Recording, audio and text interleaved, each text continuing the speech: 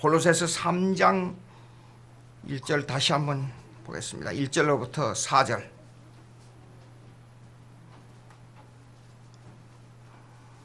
이 성령론에 대해서 할 얘기가 태산같이 많은데 한 요점에서 오늘 끝날까 모르겠어요. 요점을 좀 해볼 테니까 3장 1절로부터 4절까지 다시 한번 읽습니다. 제가 1절, 2절 여러분 읽겠습니다. 그러므로 너희가 그리스도와 함께 다시 살리심을 받았으면 위의 것을 찾으라. 거기는 그리스도께서 하나님 우편에 앉아 계시느니라. 이는 너희가 죽었고 너희 생명이 그리스도와 함께 하나님 안에 감추어졌습니다.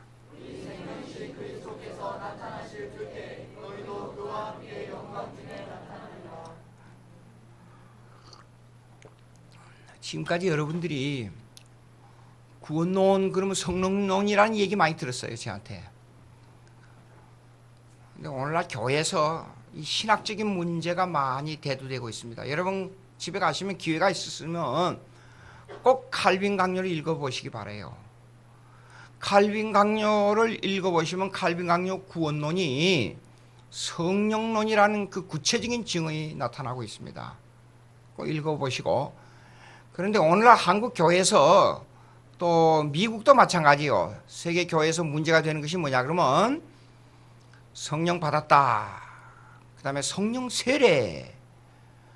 또 지금 교회가 오순절의 역사를 계속하자. 제2의 오순절로 돌아가자. 그리고 엑스플로 74가 있어요. 엑스플로 74. 이때는 74년도에 성령 폭발. 그 성령이 폭발합니까? 하나님이 폭발했다. 말이 돼요? 호호호호 똑똑해요. 성령 하나님은 인격이에요. 근데 성령 폭발 이런 말을 많이 쓴단 말이에요. 그런데 그 언어적 오류가 있어요. 언어적 오류가 뭐냐면 성령을 받아라 그러잖아요. 성령 충만해라. 그러니까 성령 받는 걸 내가 받고 내가 어떻게 함으로 성령 충만하고 오순절 교회로 돌아가자.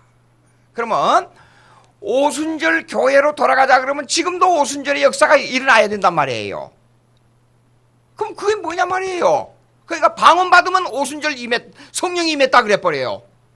그게 맞는 말이에요 신학적으로? 아니에요. 이런 중요한 문제들이 많습니다. 지금 앞으로. 그러니까 이걸 규정해야 되는데 첫째 제가 서론적으로 말씀드리겠어요.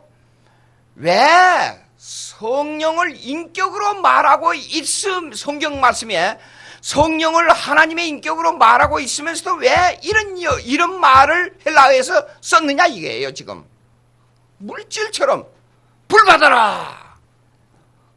그럼 불 받아라가 뭐예요? 성령 받아라 말하고 일치된단 말이에요. 그게요. 그러면 성령의 불같이 어떤 때는 성령의 비둘기 이렇게 현실적으로 물질적으로 이것을 왜 비유했냐 이런 문제가 나옵니다. 이걸 잘못해가지고 성령을 물질처럼 받는 것, 성령을 내가 어떻게 함으로 충만해지는 것, 성령을 내가 어떻게 함으로 내 마음대로 되는 것, 지금은 성령 받는 시간입니다. 그럼 그 전까지 내가 예수 믿고 구원 얻었는데 그 성령의 역사가 아니었어요? 지금 성령 받는 시간이니까. 이런 혼란이 교회 안에 지금 많이 잠재하고 있습니다. 기도원에 가게 되면 여러분들이 기도원에 가게 되면 지금은 성령 받아야 됩니다. 방언 받는 사람 지금 성령 받는 사람입니다. 그 말 많이 들었지요 여러분.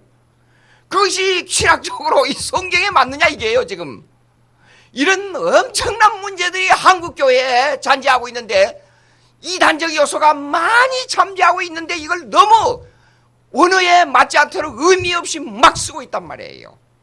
이 문제를 이게 신학교에서 다루는 굉장히 어려운 문제인데 여기서 다뤄야 될지 모르지만 여러분들은 신학 졸업생보다 더 나은 이 성경 실력을 갖고 있기 때문에 제가 마음 놓고 한번 얘기해 보겠어요. 맞아요? 자, 지난주에 4가지 말씀드렸잖아요. 성령 받았다. 그 다음에 성령 충만. 그 다음에 성령의 은사.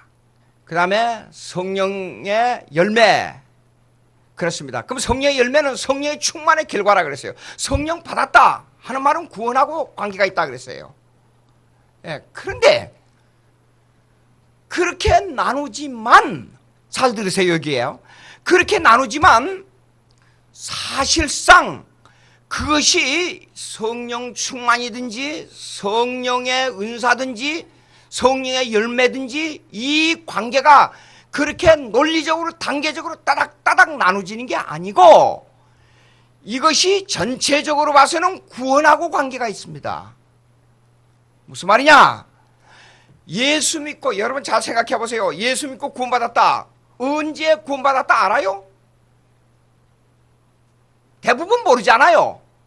근데 어떨 때 그것이 어느 정도 감지가 되느냐 그러면, 회개와 성령의 역사와 말씀과 함께 일어날 때, 아, 내가 그때쯤 구원을 받았는가 하는 생각은 나와요. 근데 작년에 큰 사건 벌어졌던 세월호 사건 주인공인 그 앞에 고사라는 사람이 있었어요. 근데 이 사람이 한국 교회에서 이단으로 규정됐는데 왜 이단이냐? 반드시 어느 날 어느 시 어느 때 하나님의 말씀과 회개와 함께 성령 사역이 일어난 그때를 알아야 된다는 거예요.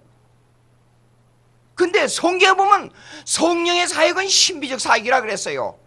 그래서 이 사람들이 아니 어느 날 어느 때 그래서 나 질문했잖아요. 내가 태어나면서 엄마 내가 1940 몇 년 몇 월 며칠 오후 1시 30분 21초에 태어났죠? 그리고 앵 울고 나오면서 어머니한테 그렇게 말한 사람이 누가 있어요? 예? 그러니까 그 사람들이 우리에게 공격하기를 예수 믿는 날짜를 알아야 되는데 그 중요한 영혼의 날짜를 왜 모르냐 이게요. 육신의 생일을 알면서 어떻게 들으면 맞는 것 같아요. 근데 아니에요. 육신이 태어날 때도 나중에 어머니가 커서 가르쳐줘서 알지 내 마음대로 아는 게 아니잖아요. 자, 그러면 왜 그런 문제가 생기느냐? 왜 이 네 가지가 규정해 줬는데도 불구하고 구원하고 관계가 있느냐? 이 말은 뭐냐? 그러면 이렇습니다. 내가 태어난 날은 내가 태어난 그것을 그 내용을 신학적으로 칭의라 그래요. justification. 칭의라 그래, 칭의. 너는 하나님의 자녀가 되었다. 너는 의롭다. 너는 의롭다 하는 것이 칭의예요. 그러나 하나님의 자녀가 되었다 하는 것은 adoption이라 그래요. 양자라 그래요. 근데 이 두 가지는 구원론에서 이 두 가지는 우리가 몰라요. 전혀 감지하지 않아요. 근데 성령이 역사할 때, 강권적으로 성령이 역사할 때 어느 과정에서 성령이 역사한가 하고 내가 어느 정도 100% 아는 게 아니에요. 감지가 가능하냐? 성화 과정에 나타납니다. 성화 과정에서. 그 성화 과정은 뭐냐 그러면, 성화 과정은 어떤 일이 있어야 성화가 돼간다 하는 거 있느냐 그러면 반드시 동반하는 게 있어요. 말씀과 성령의 사역이에요. 근데 말씀과 성령의 사역인데 이 말씀과 성령의 사역과 함께 성화가 더 강하게 돼가는 과정이 있는데 그게 뭐냐면 반드시 동반하는 게 고난이에요. 어려움이에요. 오직이었어야 사도행전에 그랬잖아요. 내가 고난을 받아야 많이 받아야 하늘나라에 올라간다 그랬잖아요. 신앙의 고통을 받아야 돼요. 신앙으로 어떤 때는 전혀 나와 관계가 없는 것 같은 일들이 생겨요. 병마가 온다거나 또 집안에 무슨 일이 생긴다거나 사업이 망한다거나 건강이 나빠진다거나. 근데 이것이 성령의 사역과 관계를 가지고 있다니까요. 병과 하나님의 뜻이 있어요. 내가 사는 사업가에 하나님의 뜻이 있어요. 그런 고통 속에서 성령의 역사에서 그 마음을 말씀으로 자꾸만 돌아오게 만들어요. 이전에는 똑같은 말씀 들었는데 이해가 안 됐어요. 근데 갑자기 오늘 설교를 듣는데 그 말씀이 감이 와닿는 거예요. 왜 그래요? 성령의 역사에서 그래요. 그러면 성령의 느낌은 아, 그때 성령이 내게 역사했구나. 그 당시에는 몰라요. 조금 시간이 지나면서 그나마도 알 수 있는 것이 시간 지나면서 그나마도 알 수 있는 것은 성화 과정에서 나타나요. 그러니까 모든 구원에 있어서 사실 예수 그리스도를 내가 어느 날 받아들였다는 건 몰라도 그럼 구원의 확신은 언제 생기느냐? 성화 과정이 깊어간 다음에 생겨요. 구원의 확신은 예수 믿고 성화 과정 고난을 많이 겪고, 그러니까 성화와 견인, 또 perseverance of saints, 그러니까 성도의 견인은 오래 참는다, perceive, 오래 견딘다 그 말인데, 신학적인 원뜻은 이런 뜻이에요. 하나님이 한 번 택한 사람은 고난을 당하고 범죄하고 시험을 당하고 믿지 않는 사람처럼 아주 타락해서 불신자같이 될지라도 반드시 종국에 가서는 하나님이 그를 구원한다, 그런 뜻이에요. 예? 그런 일을 수없이 겪으면서 성화돼 가는 거예요. 성화돼 갈 때에 어떤 입장이 되느냐? 하나님과 더 가까워지는 거예요. 그래서 그때 아하, 성령이 나에게 역사했구나, 그걸 느끼는 거예요. 그러면 그 가운데서요, 성령의 열매가 나타나고, 때로는 성령의 충만이 나타나고, 때로는 은사도 나타나는 거예요. 네? 그런데 이 구원 과정, 이 성화의 과정, 구원 과정을 성화의 과정, 이 성화 과정에 가면서 쫙 나타나는 성령의 역사가 있는데, 거기에는 여러 가지 현상이 나타나요. 성령 세례를 이렇게 생각하는 경우가 있습니다. 많은 사람들이 예수를, 성령 세례를 잘 들어야 됩니다. 성령 세례를 예수 믿을 때 예수 그리스도를 구세주로 받아들이고 난 다음에 물 세례가 이루어지고 나면 성령 세례는 없다, 그렇게 결정해버리는 신학적 입장이 많이 있어요. 칭의주의, 쉽게 말해서. 그래서 여기에서 이래서 성화 과정을 인정하지 않는 교파에서 이런 게 있습니다. 이전에 지금 침례교회의 전신입니다. 제세례파가 있어요. 제세례파는 예수 믿고 나서 세례 받았는데 또 범죄하고 또 이게 신앙이 나태해지고 별거 없으니까 어떻게 하냐면 뭐 이러고 물에다 담그는 거 다시 한번 하라고. 그래서 세례를 다시 줍니다. 그래야 신앙이 굳어진다고. 이것이 애나바프티스트, 제세례파라 그래요. 제세례파. 근데 명목상으로 한번 세례받으면 끝나는 거예요. 그러나 사실상 성경을 자세히 읽어보면 세례는 어떤 의미에서 전 일생을 거쳐서 일어나고 있는 거예요. 예수 믿은 후에, 이거 한국교회 이거 참, 내 이런 말 하게 되면요, 타켓이 될 수가 있어요. 잘 들어보세요. 예수 믿어서 세례받았기 때문에 세례는 끝난 거예요. 그거는 끝났다 하는 말은 무슨 말이냐면, 칭의적인 입장에서는 세례는 끝났어요. 세례는. 그러나 성화론에 있어서 성령은 항상 우리 인격 속에서 역사해야 되기 때문에 그 성령 사역은 계속돼야 돼요. 계속돼야 돼요. 그러니까 개파 신학에서는 아주 중요한 것이 뭐냐 그러면, 칭의는 단회적이나 성화는 지속적이라 그래요. 이게 중요합니다. 중요하다 그러니까 좀 적는데요, 조금 기다릴게요. 다시 한번 말씀드립니다. 칭의는 단회적이나 성화는 지속적이다. 성령의 사역은 계속돼야 된다, 우리 심령 속에서. 근데 그 성령의 사역은 뭘 사용하느냐? 은혜 방편을 사용합니다. 성령의 사역, 은혜 방편이 뭐냐? 말씀과 기도와 성례예요.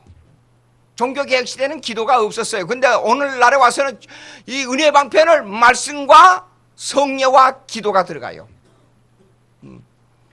그래서 이 방편 하나, tools, instrument, 그러니까 말씀을 도구로 하여, 기도를 도구로 하여, 성례를 도구로 하여 은혜를 더하게 합니다. 성령의 역사. 그러니까 전 참 칼빈을 생각할수록 칼빈이 위대한 사람이에요. 그때 당시에 성찬 문제로 되게 논쟁이 벌어질 때 떡과 포도주에 성령의 임재설을 말했어요. 영적 임재설을. 그 한마디가 아주 별거 아닌 것 같지만 생각해보면 대단한 거예요.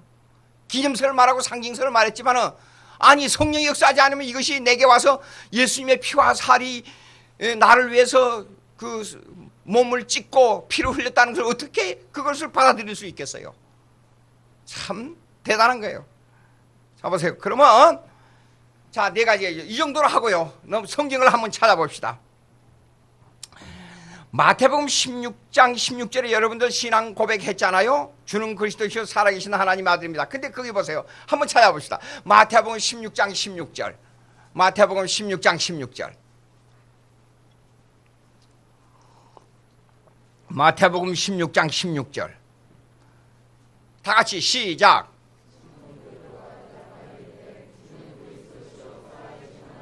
잠깐만요. 주는 그리스도 살아계신 하나님의 아들이라 그랬어요. 그 다음에 읽어보세요. 예. 내 아버지로 말미암아 이를 알겠다 그랬어요. 근데 여기에 여러분들 의심이 안 생겨요? 분명히 구원은 성령의 사역에 의해서 2000년 전 죽으신 예수 그리스도가 내 심령에 공작을 해서 그리스도를 구세주로 받아들이게 한다는 교리를 말씀드렸어요. 근데 이거는 아버지가 나와버려요. 아버지가. 의심이 안 생깁니까? 그러니까 여기에서 삼일체론을 바로 알아야 된다는 거예요. 아버지가 알게 하신 거나 예수님 알게 하신 거나 성령이 알게 하신 거는 다 똑같아요. 그런데 이제 이걸 구체적으로 성령의 사역의 교리로 들어가 보자고요. 아버지가 알게 했는데 성령의 사역의 교리로 들어가 봅시다. 어디로 가냐 그러면 이렇게 봅시다. 로마서 6장 3절. 로마서 6장 3절. 로마서 6장 3절로부터 4절. 로마서 6장 3절. 제가 3절 있습니다. 무릇 그리스도 예수와 합하여 세례를 받은 우리는 그의 죽으심과 합하여 세례를 받은 줄 알지 못한다. 여기 세례 두 가지가 나와요. 첫째 뭡니까? 죽으심과 합하여. 그 두 번째요. 첫째는 예수와 합하여 세례를. 그 다음 두 번째 뭐요? 죽으심과 합하여. 예수와 합하여. 그 말은요, 살아있는 예수와 합하여. 예수님이 십자가에 죽으심. 두 번째는 예수님이 죽으심과 합하여. 세례, 두 가지 세례가 나와요. 그러면 예수로 말미암아 우리가 살고 예수의 죽으심으로 말미암아 우리의 죄가 죽은 거예요. 예? 세례. 여러분 요게 세례라는 개념을 여기서 한번 끄집어내봐요. 그러면 예수님의 죽으심과 합하여, 그 다음에 예수님과 합하여, 예수와 합하여, 죽으심과 합하여. 세례가 무슨 뜻이냐 그 말이에요. 세례가. 예?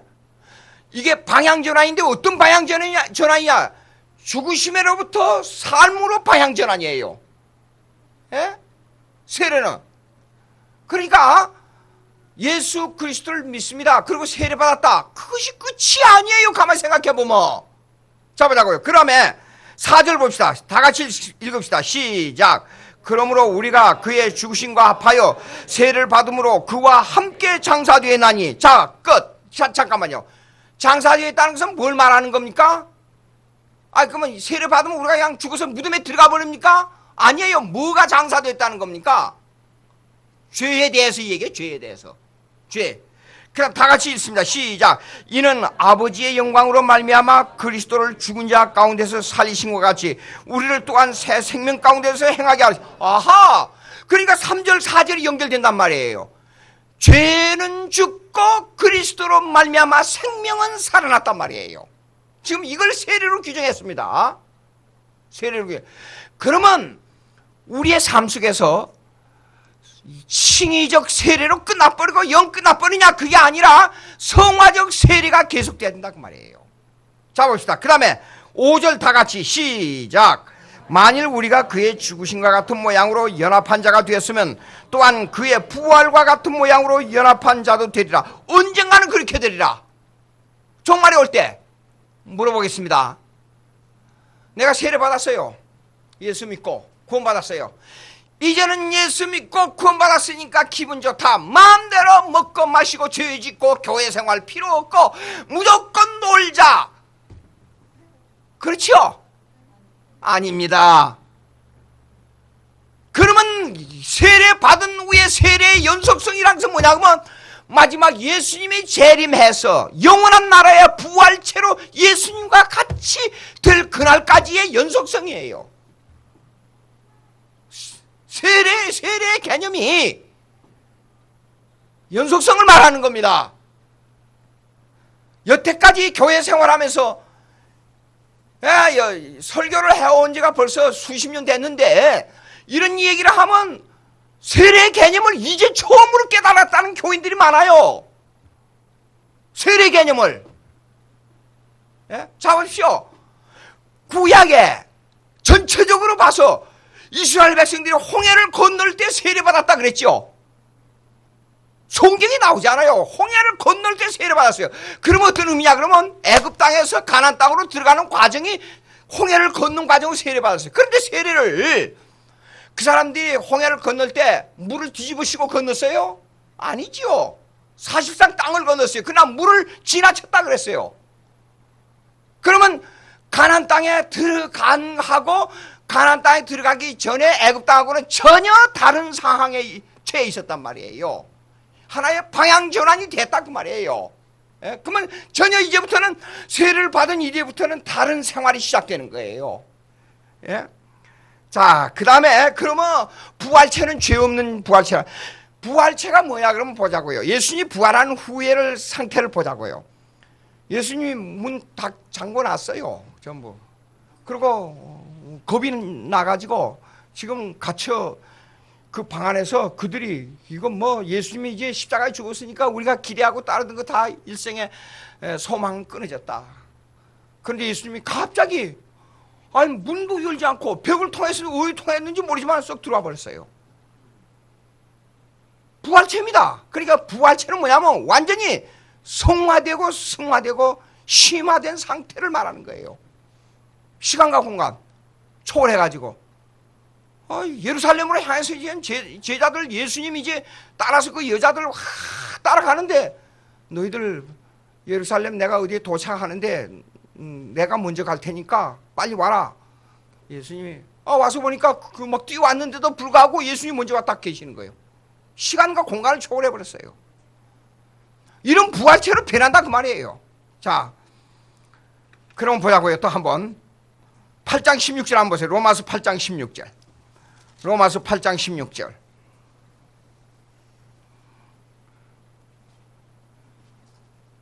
자, 요거 이제 봅시다. 다 같이 읽습니다. 시작. 성령이 친히 우리의 영과 더불어 우리가 하나님의 자녀인 것을 증언하시나니. 됐어요. 거기까지요. 이제는요.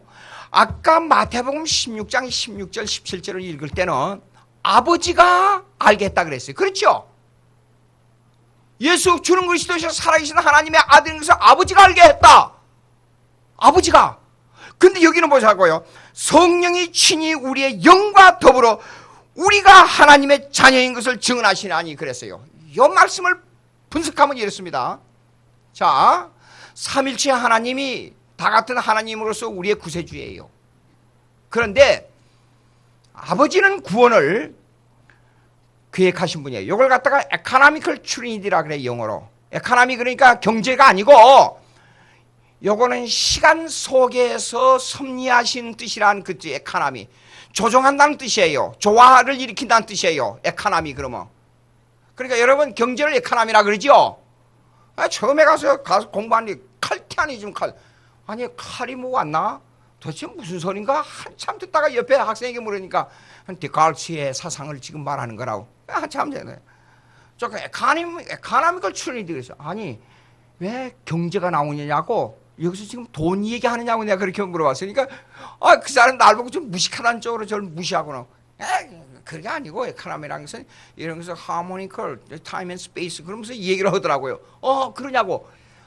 그거 참 어려운 얘기들이 많아요. 하여간 에코노미컬 트리니티란 말은 뭐냐면 시간과 공간 속에서 하나님이 조화롭게 역사한다 그런 뜻이에요.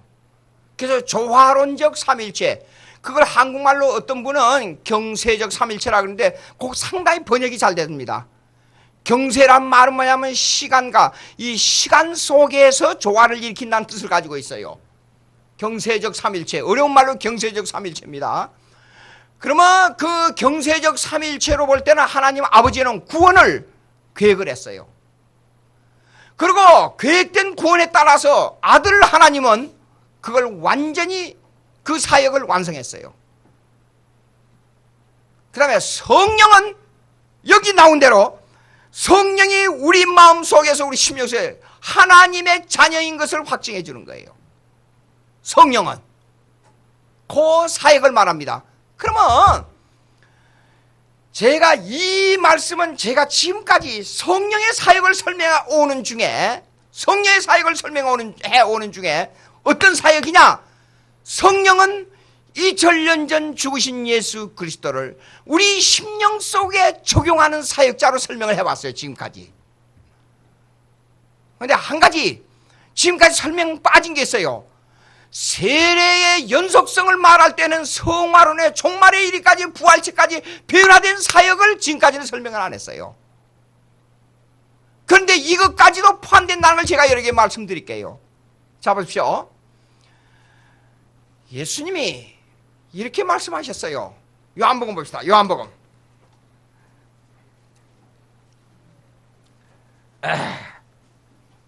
14장 6절입니다. 14장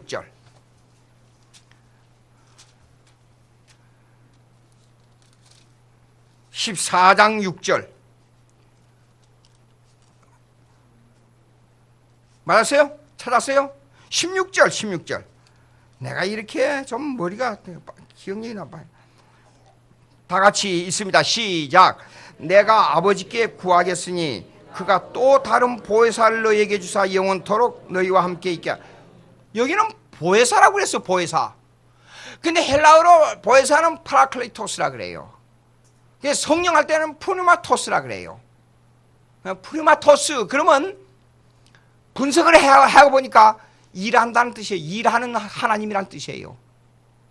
일한다는 제3인격의 일하는 하나님, 그런 뜻이에요. 그러나 파라클레토스를 번역해놓고 보니까 보호자, 위로자, 카운슬러, 상담자, 그런 뜻을 가지고 있어요. 그러니까 나하고 내 인격하고 하나님의 인격하고 지금 이 얘기를 하고 있는 거예요. 그 하나님을 보혜사라 그래요. 내 속에서, 내 심령 속에서. 그러면 이 보혜사란 말은 뭐냐면 내 심령 속에서 구원을 일으키도록 자꾸만 이 얘기를 해주고 인격적 교제를 해주는 거예요. 지금 그걸 보혜사라 그래요. 근데 예수님에 대해서 오순절 역사가 일어나기 전에 예수님에 대해서 제자들이 따라다니는데도 성령의 사역을 아직 깊이 깨닫지 못하고 있었어요. 사도 베드로가 신앙 고백을 했습니다. 했는데 지나놓고 쫙 보니까 성령의 강권적인 역사에 사로잡히질 못했어요. 그러면 성령의 강권적인 역사에 사로잡히는 것은 갑자기 성령이 임해가지고도 임할 수가 있어요. 근데 때로는 사도행전 읽어보면 빌립의 사건이 나옵니다. 구약을 읽고 이해를 못하는 거예요. 예수님에 대한 이사야서를 읽고 예수님에 대한 사건인지를 모르는 거예요. 그걸 설명해 주니까 성령이 그 마음에 임해가지고 예수 그리스도를 받아들인 거예요. 예? 이런 사건은 보혜사의 개념으로 이 얘기를 할 수가 있어요. 보혜사의 개념으로. 근데 사도행전 2장의 사건은 보혜사의 개념으로만 이해하기가 곤란한 게 있어요. 자, 여기 그렇습니다. 그럼 다시 한번 여기 읽어보고 이 얘기를 하자고요. 다시 14장 다시 한번 들어가 봅시다. 아버지께 16장 16절 다시 한번. 보혜사를 너희에게 주사 영원토록 너희가 함께 하리라. 영원토록 너희와 함께 있게 하리라 그랬어요. 그 다음에 그는 진리의 영이라 세상은 능히 그를 받지 못하나니 이는 그를 보지도 못하고 알지도 못함이라. 그러나 너희는 그를 아나니 그는 너희와 함께 거하심으로 너희 속에 계시겠습니다. 아하, 파라클레이토스 보혜사라는 개념은 내 인격과 하나님의 인격이 깊은 교제 속으로 들어가서 구원을 일으키도록 만드는 사역자라는 것이 여기서 나타난단 말이에요. 예? 자, 보자고요. 그러면 이제 어디로 넘어가냐 그러면 15장 26절 한번 보여요. 15장 26절. 15장 26절. 다 같이 있습니다. 시작. 내가 아버지께로부터 너희에게 보낼 보혜사 곧 아버지께로부터 나오시는 진리의 성령이 오실 때 그가 나를 증언할 것이요. 이거는 확실히 제가 지금까지 설명한 성령이 내 심령 속에서 2000년 전 십자가에 죽으신 예수 그리스도를 구세주로 적용하는 역사를 두고 구체적으로 말씀하고 있습니다. 묻습니다, 여러분에게. 여러분, 성령 세례 받았어요? 성령 세례 받았냐고요, 성령 세례. 성령 세례. 오늘 한국교회에서 성령 세례 받았습니까? 성령 세례. 지난주에 제가 말씀드렸죠. born-again Christian이라는 수필을 미국에서 영문학 공부할 때 수필을 써가지고 냈단 말이에요. 문제가 됐어요. 근데 미국에서는 born-again Christian을 뭐냐? 어느 날 어느 시 성령의 능력으로 말미암아 기적을 체험하고 방언을 받고 그런 확실한 증거가 있는 사람만이 born-again Christian이라고 말했어요. 일부 교단에서 성령만 강조하는, 은사를 많이 강조하는 그런 교단에서 그랬단 말이에요. 근데 이것은 뭘 두고 하는 말이냐면 오순절 사역을 두고 말을 합니다. 오순절 사역을 두고 하는 말입니다. 그 구체적으로 나타나는 거 봅시다. 사도행전 1장 5절. 사도행전 1장 5절.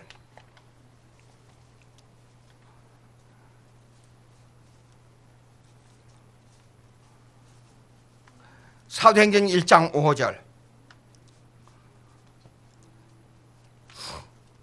찾았죠? 다 같이 읽어봅시다. 시작. 요한은 물로 세례를 베풀었으나 너희는 몇 날이 못 떠요? 성령으로 세례를 받으리라. 그러니까 이전까지는 여러분 질문이 안 생겨요? 질문 생기죠? 자 보자고요. 예수님도 개인적으로 복음을 내 심령 속에 적용할 때, 예수 그리스도가 이루어 놓은 구속을 내 심령 속에 적용할 때는 보혜사 성령을 분명히 개인적으로 이렇게 인도하고 가르쳐준다 말씀했어요. 그런데 여기 와서 분명히 예수님이 했습니다. 이제는 성령 소용없어요. 이제 이제는 성령 세례를 받으리라 그랬어요. 여기서요. 성령 세례를 받으리라 그러고 2장에 넘어가니까 성령으로 말미암아 어떤 사건이 일어났어요? 오순절 날 성령이 맺습니다. 방언이 일어났습니다. 난리가 났습니다. 모든 사람들이 그냥 말하니까 그냥 방언이 일어나고 그냥 바람이 불과 같은 그냥 성령이 임해가지고 난리가 났어요. 그러니까 오늘날 이런 것을 잘못 이해해가지고 어떤 문제가 생기느냐? 예수는 내가 믿고 성령은 따로 받아야 되니까 예수 믿고 그 성령 아직 임한 게 아니야. 오순절 역사처럼 가서 이런 역사가 일어나야 진짜 성령으로 세례를 받은 거야. 물로 세례가 소용없어. 그 말 나오게 생겼어요? 안 나오게 생겼어요? 그렇게 되죠. 그렇게. 그렇죠? 요걸 이제 하도록 하겠어요. 사도행전 2장은 이렇습니다. 사도행전 2장은 이 세례를 아까 제가 말씀드렸죠. 세례는 구원, 성령으로 말미암아 구원 얻고 나서 물로 세례를 받는 역사로 끝나지 않고 사실상 세례는 연속적으로 역사해야 되는데 그 세례는 어떤 역사냐? 성령이 성화 속에서 역사하는 까지도 포함한다 그랬어요. 제가 포함한다. 그러면 오순절에 내린 성령 세례는 뭘 두고 말하느냐 하는 문제가 나와요. 그럼 세례를 다시 받는 거냐? 그거 아니에요. 오순절의 역사는 이렇습니다. 성령 세례를 지치게 했는데도 불구하고 구약에 예언된 사건이에요. 사도행전 2장 보라고요.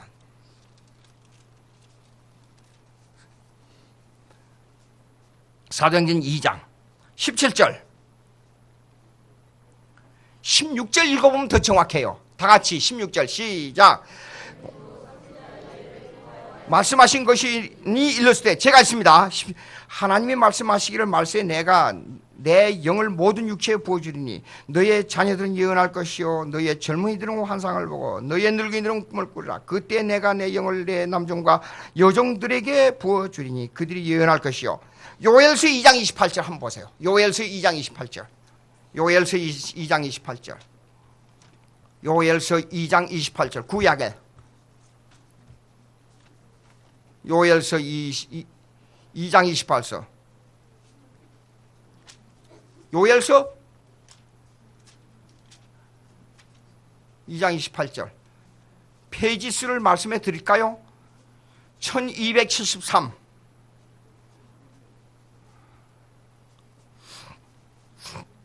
1202장 28절. 다 같이 읽습니다. 시작. 그 후에 내가 내 영을 만민에게 부어주리니 너희의 자녀들이 장래 일을 말할 것이며 너희의 늙은이는 꿈을 꾸며 너희의 젊은이는 이상을 볼 것이며 그때에 내가 또 내 영을 남종과 여종에 부어줄 것이며. 됐어요. 다시 한번 30절 다시 읽습니다. 시작. 내가 이적을 하늘과 땅에 베풀리니 곧 피와 불과 연기 기둥이라. 여호와의 크고 두려운 날이 이르기 전에 해가 두어지고 달이 빛같이 변하려니와. 다시 32절 다 같이 시작. 누군지 여호와의 이름을 부른 자는 구원을 얻으리니 이는 나 여호와의 말대로 시온산과 예루살렘에서 피할 자가 있을 것이며 남은 자 중에 나 여호와의 부름을 받을 자가 있을 것입니다. 중요한 게 있어요. 오순절의 역사는, 이 예언에 의하면 오순절의 역사는 오순절에 모였을 때 방언을 해가지고 방언만 일어나고 기적만 일어나는 그 특별한 사건만 두고 하는 말이 아니라 누구든지 예수 그리스도를 이름을 부르는 자는 구원을 얻는 사건까지를 포함하고 있다 그 말이에요. 무슨 말이냐? 오순절 성령 세례의 사건은 이미 베드로가 예수 그리스도를 고백한 사건, 그 다음에 예수님의 파라클레이토스, 내 심령 속에 들어와서 예수 그리스도를 고백하도록 만든 개인적 적용의 사건까지를 포함하고 있다 그 말이에요. 어떤 의미에서 잘 들어보세요. 성령 세례는 내가 예수를 고백한 사건, 내가 무슨 일로 말미암아 기적이 일어난 사건, 내가 무슨 일로 말미암아 특별한 병을 낫는 사건, 내가 무슨 일로 말미암아 이 성화의 과정 속에서 일어난 모든 신앙의 특별한 영적인 사건을 다 세례 속에 포함하고 있다 그 말이에요. 그런데도 불구하고 오순절의 사건은 대부분 많은 사람들이 방언하고 기적의 사건에만 초점을 맞추고 있다 그 말이에요. 아닙니다. 사실상 오순절의 사건은 여호와의 이름을 부르는 자들이 구원을 얻는 사건에 초점을 맞추고 있습니다. 엄청난 사건, 그걸로 말미암아 불같이 복음이 퍼져가지고 로마 나라를 점령하는 사건에 초점을 맞추고 있는데, 그것이 뭐냐 그러면 곧 이어서 사도행전 넘어가 보세요.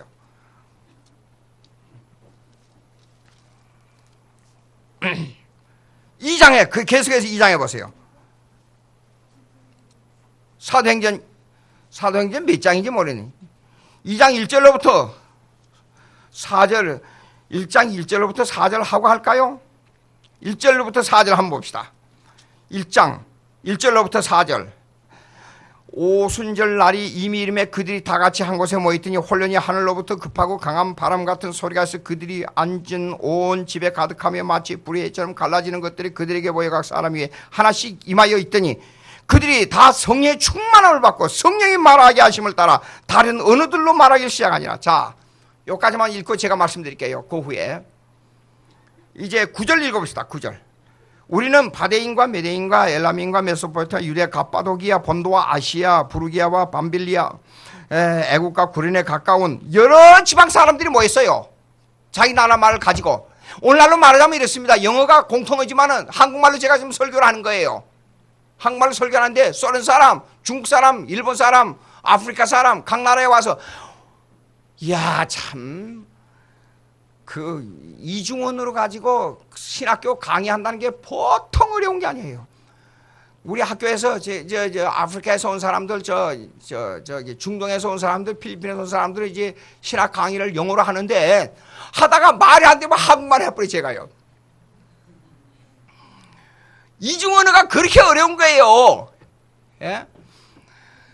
그런데 제가 한국말로 이제 설교를 하잖아요. 한국말로 설교를 하면 각 나라에 온 사람이 자기 나라 말로 들려버려요. 그런 방언이 있어요, 오늘날? 없어요. 그러니까 오순절 교회로 오순절에 계속 오순절로 돌아가자는 데는요, 은사면에서 문제가 있는 거예요. 그러나 개인적으로 내리는 은사는 없느냐? 개인적으로 내리는 은사는 반드시 있단 말이에요. 아니, 목회를 하는데 제가 언젠가 말씀드렸죠. 우리 한국 사람들이 와서 갑자기 새벽기도 하는데 중국말을 해버리는 거예요, 그냥. 그 중국 사람 듣고 왜 한국 사람이냐, 중국 사람이냐 물어보는 거예요. 그런데 중국 사람이 와서 절 보고 그러는 거예요. 중국말을 한다고. 하나님을 향하여 막 중국말을 한다고 지금. 방언을 하는데 그 사람은 젊은 사람이라 중국에 갔다 온 기록이 없어요. 그런 방언은 개인적으로 얼마든지 일어납니다. 은사면에서. 그리고 기적도 일어나고 전혀 생각지도 않는 일들이 일어나고 제 경험으로도 무수히 있었어요. 그런데 그러면 이런 은사는 고린도전서 12장의 은사는 가능한 겁니다. 고린도전서 12장 읽어봅시다. 4절. 고린도전서 12장. 고린도전서 12장.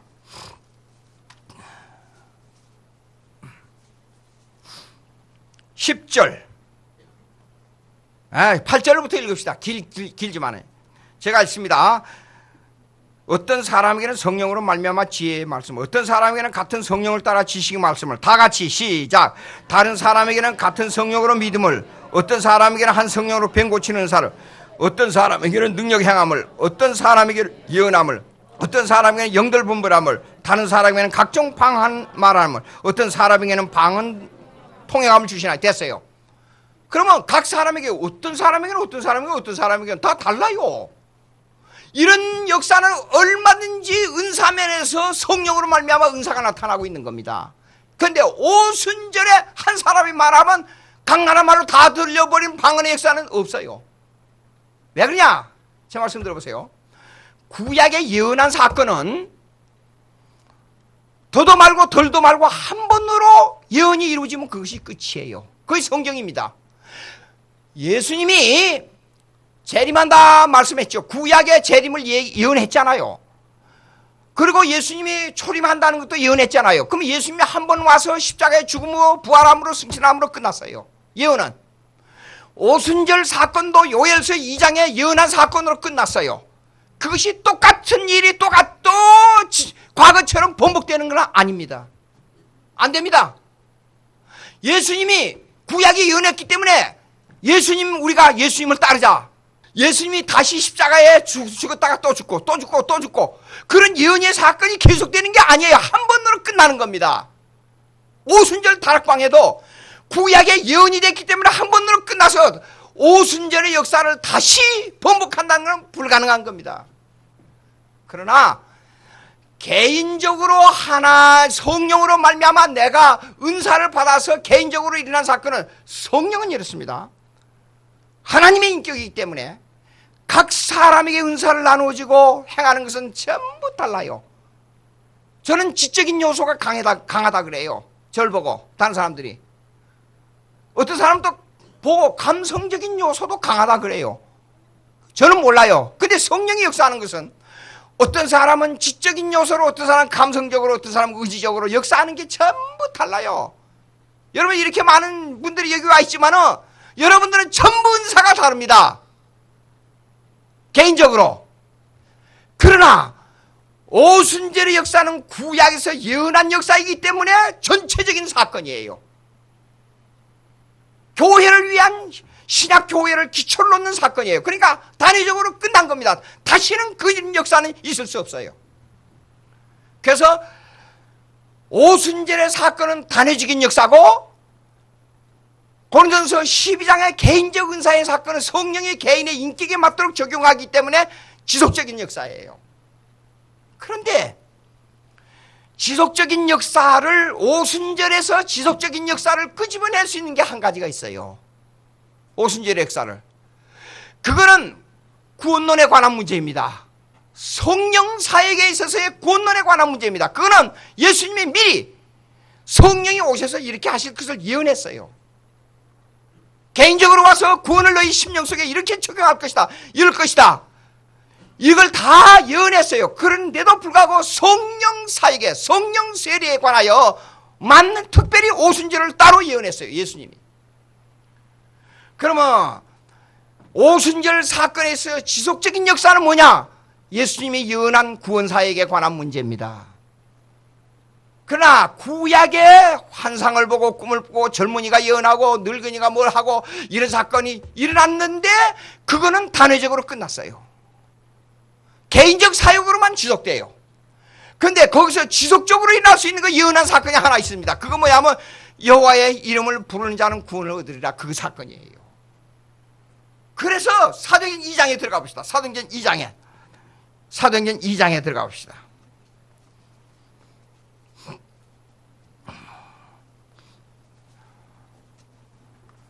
사도행전 2장에 몇 절인지 적어놓은 거 있는데 40절 한번 보세요. 2장 40절. 2장 40절. 다 같이 읽습니다. 시작.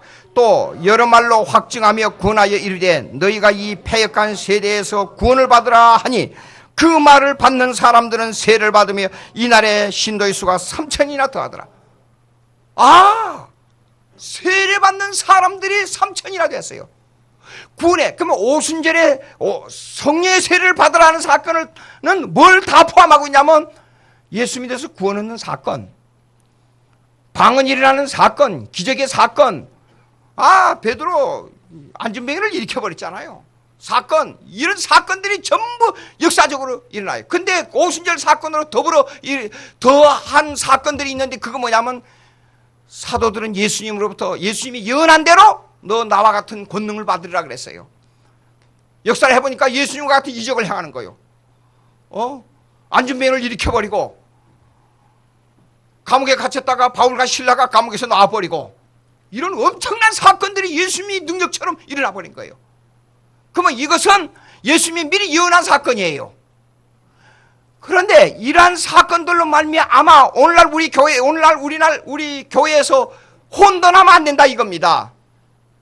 단회적인 사건과 지속적인 사건을 혼돈하면 안 되고 무조건 제5순절 역사를 다시 반복하자. 이거는 단편적으로 말한 사건이지 일부는 맞는 말이에요. 그러나 전체적으로 볼 때는 아닙니다. 예수님께서 예언한 성령 세례는 뭘 말하느냐? 오순절에 일어난 기적과 구원의 사건을 다 함께 포함해서 얘기하고 있는 겁니다. 그러나 오늘날 우리가 성령 세례를, 그러면 오늘날 우리는 오순절의 성령 세례와 내가 개인적으로 받는 구원의 세례와 그 다음에 성령 받았다 하를 구분해야 돼요. 성령 받았다 하는 말은 사실상 구원받았다는 말이에요, 개인적으로. 그러나 성령 세례, 그러면 조금 다르게 해석해야 돼요. 대부분 성령 세례와 구원받았다를, 성령 받았다를 다 똑같이 봐버리는데 약간의 차이가 있습니다. 성령 세례를 말할 때는 사실상 구원론에 있어서 전반적인 전체를 다 두고 하는 말을 해야 됩니다.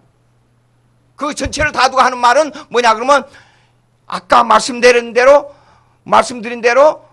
성령 사역에 있어서 성화론까지를 포함해야 된다 그 말이에요. 그러나 오순절의 성령 세례는 더 많은 걸 포함하고 있어요. 몇 날이 못 돼요 성령으로 세례를 받으리라. 이 말씀은 예수님께서 예언한 말씀인데 이 말씀은 이미 오래전부터 예수님이 예언했어요. 구약에 예언했어요. 예언한 사건은 단회적으로 끝났어요. 그러나 거기에 포함된 내용은 예수님이 예언한 대로 개인적으로 구원의 사건은 지속되고 있습니다. 그러면 여기 보세요. 그 말을 받은 사람들은 세례를 받음에 이날의 신도의 수가 3,000이나 더하더라. 지속적입니다. 사도행전의 역사를 보게 되면 이제부터는 오순절의 역사가 끝난 다음에 지속적으로 베드로와 사도 바울이 복음 전한 사건이 나와요. 거기에 주제가 뭐냐? 로마 정부, 악한 로마 정부에 대항해서 어떻게 복음을 전하며 어떤 사람들이 구원을 받았느냐, 복음 전하는 사건이 바로 사도행전의 사건이에요. 이 주제가 일어나는 거예요. 그러면 오늘날 교회는 뭐냐? 그러면 교회는 사도행전의 연속적으로 볼 때는 어떤 거냐? 복음의 역사가 일어난 것은 사도행전의 연속성이에요. 그러나 오늘 많은 사람들이 혼돈하고 있는 건 뭐냐면 사도행전의 오순절 다락방에 방언의 역사가 일어난 것을 사도행전의 연속적인 사건으로 보고 기적을 일어난 사도행전, 사도행전 교회를 다시 회복하자. 말은 좋은데 그 의미가 뭔지를 모르고 마음대로 써버린단 말이에요. 우리가 다시 한번 번복합니다. 성령 받았다는 것은 예수 믿는다는 말하고 통하는 거예요. 그러나 성령 세례는 많은 상당한 전반적인 것을 포함하고 있어요. 그런데 오순절의 성령 세례는 또 다른 의미를 가지고 있단 말이에요. 그때는 구원론과 함께 기적과 표적과 사도들의 역사를 다 포함하고 있어요. 오순절의 성령 세례는. 그러나 세례라는 말은 전반적으로 뭐냐 그러면 사실상 구원론을 두고 하는 말입니다. 칭의의 구원이든지 성화의 구원이든지 간에 구원론을 두고 하는 말을 성령 세례로 본단 말이에요. 그러나 구원 받았다, 성령 받았다 하는 말은 칭의론적인 의미에서의 성령의 사역을 두고 하는 말입니다. 전체적으로 볼 때. 이 말을 혼돈하니까 교회에서 어느 교회 교단에 가게 되면, 특별히 은사를 강조하는 교단에 가게 되면 성령 받는 것이 바로 방언 안 받았기 때문에 성령 받은 게 아니다, 그렇게 간단하게 도매금으로 말해버린 경우가 많잖아요. 아닙니다. 제가 여기서 마지막 결론적으로 강조하고 싶은 것은 뭐냐 그러면, 여러분, 성령의 사역은 일방적으로 내가 생각하는 그런 성령의 사역이 아닙니다. 성령의 사역은 전 일생을 통해서 내가 하늘나라에 갈 때까지, 내 숨이 끊어지는 그날까지 내가 신앙생활에서는 성령의 사역에 의해서 신앙생활을 하게 됩니다. 전혀 성령의 사역이 아니고서는 하나님의 말씀이 이해가 안 됩니다. 설교 안 들어옵니다. 착간에 오다가 전도를 하니까 이러더라고요. 할아버지가 마침 옆에 앉아서 내가 성경 읽는 걸 자세히 보더라고요. 그래서 예수 믿습니까? 그러니까 하늘나라에 갈 수 있습니까? 이제 그걸 자꾸 설명하니까, 나는 본래부터 예수, 불교 그런 건 모르고 하늘나라인 건 생각도 않고 그냥 사는 걸로 끝납니다. 뭐예요? 성령의 사역이 이 사람 속에 구세주 예수 그리스도를 넣어주지 않기 때문에 그래요. 그래서 내가 성령의 사역부터 얘기하면 그래서 안 되는 거예요. 그때는 전도의 방법이 뭐냐? 예수부터 소개하는 거예요. 사람이 죽고 사는 문제부터 소개하는 거예요. 사람은 반드시 죽습니다. 죽은 후에는 아무것도 없다고 생각할지 모르지만 반드시 있습니다. 그걸 왜 설명하느냐? 죽기 전에 예수 믿는 사람들은 신앙 고백을 하는데 하늘나라의 천사를 보고 죽습니다. 경험 안 해봤기 때문에 할아버지는 모르지요. 근데 많은 사람들을 보고 그 말을 제가 듣고, 죽는 사람마다 그 말씀을 듣고 오늘까지 제가 하늘나라에 있다는 걸 확신하고 삽니다. 할아버지 죽는 문제를 말씀을 드려서 대단히 미안합니다. 죽는다는 것은 좋지 않는 일이니까. 그러나 사람은 어쩔 수 없이 죽습니다. 젊은 사람도 죽고 늙은 사람도 죽고 다 죽습니다. 그걸 설명하는 거예요, 그냥. 그리고 죽음을 해결해 줄 분이 뭐냐면, 왜 죽느냐? 이해가 안 되시겠지만 죄 때문에 죽습니다. 죄를 해결하는 방법이 뭐냐? 내 죄를 감당해 줄 사람이 있어야 됩니다. 내 죄를 없애해 줄 사람이 있어야 됩니다.